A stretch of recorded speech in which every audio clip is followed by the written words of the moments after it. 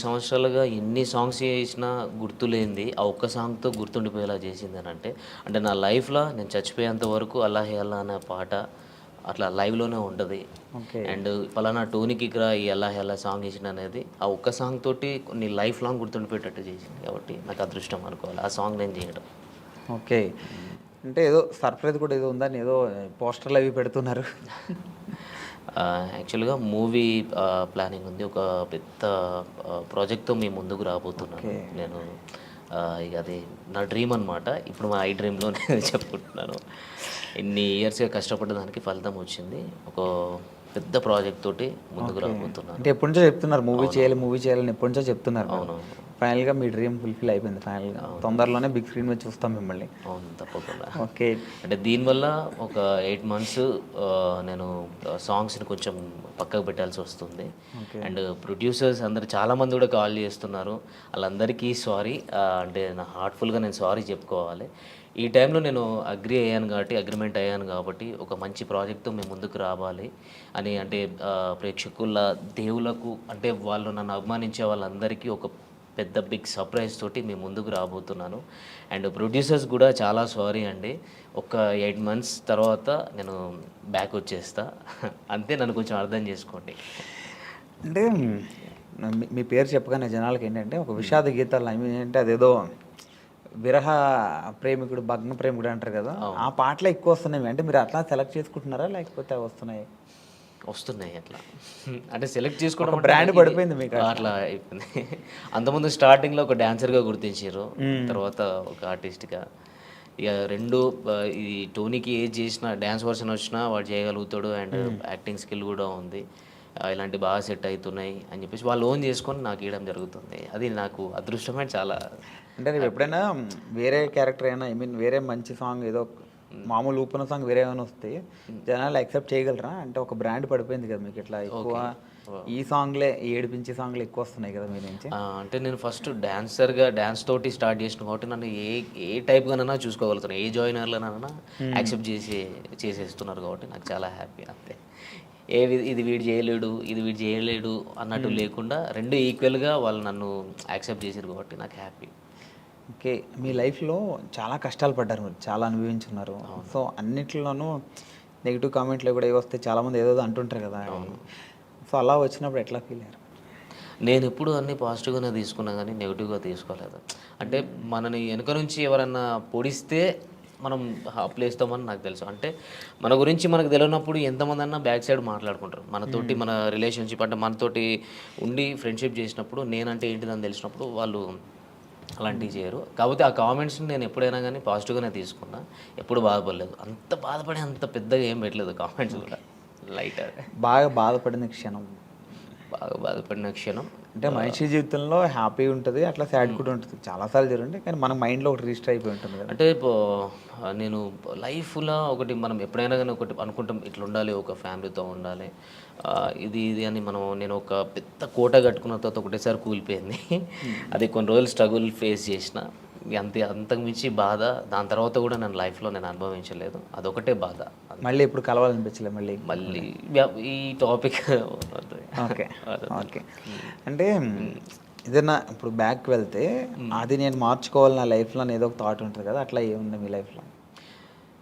దేవుడిచ్చిన ఒక లైఫ్‌లో దేవుడు ఎటెళ్ళాలో అనేది డిసైడ్‌మెంట్ చేస్తాడు. హ్మ్. మనకు అప్ అండ్ డౌన్స్ అనేది జరుగుతూనే ఉంటది. దెబ్బ తాకితేనే మనకు దాని వాల్యూ తెలుస్తది. దాన్ని నేను మార్చుకోవాలని అనుకోవట్లేదు. హ్మ్. నేను దెబ్బ తినాలి. ఎవ్రీ టైమ్ ఇప్పటికి గూడా నేను ఎప్పుడు స్ట్రెయిట్‌గా వెళ్ళాలని లేదు. అప్ అండ్ డౌన్స్ హ్మ్. తోటే వెళ్ళాలని నా లైఫ్ అనుకుంటున్నా అంతే. ఓకే. మార్చుకోవాలి, ఇది మార్చుకోవాలి, అది మార్చుకోవాలని లేదు. మనం ముందు ఏమన్నా గోల్ పెట్టుకుంటే దాన్ని స్ట్రెయిట్‌గా ఫాలో అయ్యి దాన్ని కరెక్ట్ రీచ్ కావాలి. ఇది హ్మ్. ఇది మాత్రం చేసుకోగలగాలి గానీ, మన లైఫ్‌ని మార్చుకోవాలంటే ఈ గోల్‌నే మనం హ్మ్. ఏదైతే అనుకున్నామో ఆ సక్సెస్‌తోనే మార్చుకోవాలి అంతే. ఓకే. అంటే డాన్సర్ టు యాక్టర్ అయ్యారు. ఇప్పుడు ఆర్టిస్ట్ అయ్యారు కదా! అవును. సో, డాన్సర్ నుంచి ఆర్టిస్ట్‌గా టర్న్ అవ్వడం అనేటప్పుడు మీరు చాలా స్ట్రగుల్ ఫేస్ చేస్తుంటారు కదా! అవును. ఎందుకు అలా వెళ్ళడం ఇక్కడ బావుంది కదా! అని చాలామంది చెప్పుంటారు మీకు. సో, అంటే ఎందుకు ఇట్లా ఎలా అంటే ఎందుకు చూస్ డాన్సర్ చేసుకున్నారు? నుంచి యాక్టర్‌గా అంటే హ్మ్. ఇట్లా ఎందుకు చూజ్ చేసుకున్నానంటే డాన్సర్ అంటే బేసిక్‌గా యాక్టర్ అనమాట. అంటే డ్యాన్స్ అంటే చేసే అది స్క్రీన్ వెనకాల ఉండి కొన్ని ఉంటాయి కదా, అవును. సో అట్లా కాకుండా మొత్తం మొత్తం మీ మీదే నడుస్తుంటుంది మొత్తం ప్రతిదీ. అవునండి. అంటే ప్రతి అక్కడ ఏంటంటే ఎమోషన్ అన్నది అంత పట్టించుకోండి, మీరు కొరియోగ్రాఫ్ చేస్తారు అంత బాగా ఉంటుంది. ఇక్కడ ఎమోషన్ అంతా చాలా ఉంటుంది కదా, అవును. ఆర్టిస్ట్గా కూడా చూస్తుంటారు కదా, అవును. సో కష్టం అనిపించిందా లేకపోతే? లేదు, నాకు చిన్నప్పటి నుంచి ఆర్టిస్ట్ అంటే యాక్టింగ్ కానీ డ్యాన్స్ కానీ చాలా ఇష్టం. అట్లనే చిన్నప్పటి నుంచి ఉంది. ఒక డాన్సర్గా అంటే ఫస్ట్ ఆఫ్ ఆల్ డాన్సర్గా ఒక గుర్తింపు తెచ్చుకున్నాం కాబట్టి అది ఉంది. నాకు కూడా ఎప్పుడైనా ఇలాంటి క్యారెక్టర్ చేయాలి, ఇట్లా ఇట్లా ఉండాలి, ఇది చేయాలి, మనం ఒక డాన్సర్గా కాకుండా ఒక యాక్టర్ కూడా ప్రూవ్ చేసుకోవాలని నాకు చిన్నప్పటి నుంచి ఉండే. ఆ ఛాన్స్ నాకు వచ్చింది, చేసుకున్నాను. గుర్తించారు ఆడియన్స్, అంటే జనాలు కూడా నన్ను యాక్సెప్ట్ చేసారు. హ్యాపీ. మీకు ఎవరంటే బాగా ఇష్టం, ఈ డాన్సర్స్లో బాగా ఇష్టం మీకు ఎవరు? డాన్సర్స్లో ఎవరు బాగా ఇష్టం?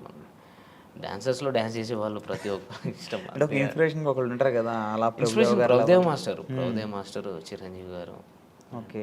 అట్లా సో అందుకే ఆయనలాగా మీరు ఆర్టిస్ట్ అయ్యారు, డైరెక్టర్ కూడా అవుతారా మళ్ళీ? ఆయన కూడా డైరెక్టర్ అంటే కదా. డైరెక్షన్ స్కిల్స్ ఉన్నాయి, డైరెక్షన్ చేసేది నేను. ఏవైబి ఆర్ట్స్ అనే యూట్యూబ్ ఛానల్లో నేను అంతకుముందు 2018లో వర్క్ చేసినప్పుడు అందులో ఒక వరల్డ్ ఫేమస్ లవర్ అని, అప్పుడే world famous lover Vijay Devarakonda గారిది రిలీజ్ అయింది. ఆ టైంలో నేను అదే టైటిల్ మీద వరల్డ్ ఫేమస్ లవర్ అని చెప్పేసి ఒక షార్ట్ ఫిల్మ్ చేసిన. అంటే డైరెక్షన్ కానీ, స్టోరీ రైటింగ్ కానీ, సాంగ్స్ కూడా రాయడం కానీ, ఇవన్నీ నాకు చిన్నప్పటి నుంచి ఇష్టం, ఇంట్రెస్ట్ అంతే. ఇక ఓకే, ఫీల్డ్లోకి రాకముందు ఏం చేసేవారు? అంటే ఈ ఫీల్డ్లో అంటే నేను చిన్నప్పటి నుంచి డ్యాన్సర్ని, అండ్ నా స్టడీ ఇంటర్లోనే స్టాప్ చేసేసిన. ఇంటర్ తర్వాత నాకు డ్యాన్స్ మీద ఇంట్రెస్ట్ కాబట్టి డైరెక్ట్ ఫిల్మ్ ఇండస్ట్రీకి వచ్చేసిన. ఓకే, అంటే ఫ్రెండ్స్ ద్వారా. ఇంటర్ తర్వాత మీకు ఇంట్రెస్ట్ ఉంది, ఇంటర్ తర్వాత ఇక్కడికి వచ్చారు కదా. అవునండి. ఈ ఫిల్మ్ ఇండస్ట్రీకి రావడానికి ముందు, ఈ ఇంటర్ అయిపోయిన తర్వాత మీరు ఎలా రావాలనుకున్నారు? లైన్ ఎక్కడ దొరికింది? అంటే ఫ్రెండ్ ద్వారా మగధీర డే టు డ్యాన్స్ అని ఉండదు ఆ టైంలో. Aata and challenge, challenge and Dhee and Magadheera day to dance, ఇప్పుడు 3 జరుగుతూ ఉండే అప్పుడు షూట్స్. ఇది ఛాలెంజ్ అనేది మా టీవీలో వచ్చేది, డి అనేది ETV, Magadheera day to dance Zee తెలుగులో వచ్చేది. మా ఫ్రెండ్ వచ్చేసి రెగ్యులర్గా చేసేవాడు అందులో. నన్ను మా ఫ్రెండ్ ఏం చేసిండు, సాగర్ ఆయన పేరు, ఆయన తీసుకెళ్ళాను అనమాట. నువ్వు డ్యాన్స్ బాగా చేస్తున్నావు కదరా, నువ్వు కూడా సైడ్ డాన్సర్గా చేసేవరా కంటెస్టెంట్స్ తోటి అని చెప్పేసి తీసుకొని వచ్చిండు. నందు మాస్టర్తో చేసినాం.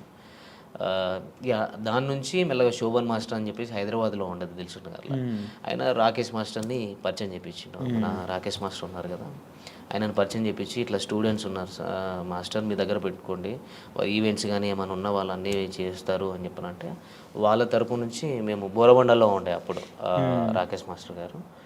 అప్పుడు అక్కడికి వెళ్ళి అట్లా స్టార్ట్ అయింది. అక్కడ నుంచే మాస్టర్ అంటే చాలా మాస్టర్ దగ్గరనే నేర్చుకున్నాను. నాకు ఒక డాన్సర్గా నేను డ్యాన్స్ చేయగలుగుతాను కానీ ఎక్స్ప్రెషన్స్ అవన్నీ నాకు తెలిసి ఉండేవి కాదు. 2008, 2009లో నేను ఇక్కడ ఇంద్రలోక్ కాంప్లెక్స్లో ఉండేది. అప్పుడు బోరమండ నుంచి ఇక్కడికి ఇంద్రలోక్ కాంప్లెక్స్కి వచ్చినాం అనమాట, ఇంద్రానగర్ దగ్గరికి.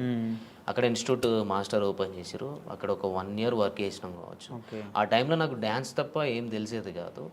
అన్ఎక్స్పెక్టెడ్ అంటే ఆయన ప్రతిరోజు ఒక క్లాస్ తీసుకున్నట్టు, అసలు డ్యాన్స్ చేస్తే డ్యాన్సే కాదు ఎక్స్ప్రెషన్స్ ఉండాలి, అలాంటివి నేను ఆయన దగ్గర చాలా నేర్చుకున్నా. ఇప్పుడు మన మధ్యలో లేరు కాబట్టి, అండ్ ఆయన తరపు నుంచే నేను యాక్టింగ్ అనేది కొంచెం నేను చూస్ చేసుకున్నా, ఇట్లా ఉంటుంది ఇది ఉంటుందని. ఒక డాన్సర్గా నేను తెలుసుకున్నది ఆయన దగ్గర, రాకేష్ మాస్టర్ దగ్గర.